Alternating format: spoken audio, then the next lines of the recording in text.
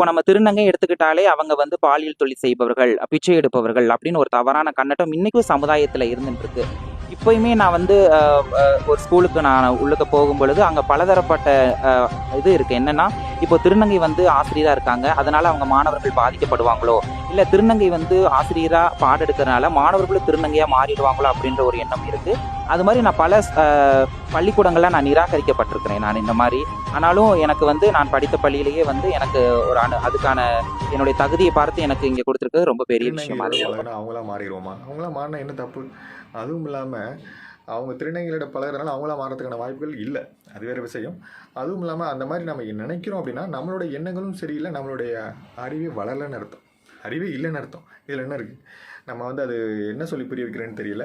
அந்த மாதிரியான மாறதுக்கான சான்சஸும் இல்லை. அதை விட்டுருங்க.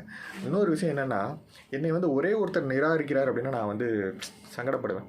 ஆனால் என்னை எல்லாருமே நிராகரிச்சுக்கிட்டே இருக்காங்க.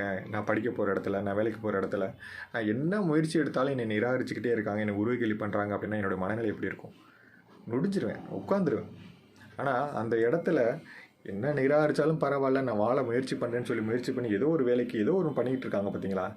உண்மையில் அவங்கள மிகப்பெரிய ஒரு மோட்டிவேஷன். அது நிறைய பேருக்கு தெரிய மாட்டேங்குது. மோட்டிவேஷனுக்கு லட்சமாக கொண்டே கொடுத்து மோட்டிவேஷன் கேட்குறத விட பக்கத்தில் உள்ள ஒரு மனிதர்களை நம்ம பார்க்குறதுக்கு தயங்குறோம்.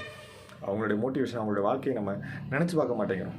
இன்றைக்கி ஒரு மாற்றுத்திறனாளியுடைய முயற்சிகள்லாம் வந்து எவ்வளோ பெரிய ஒரு முயற்சி.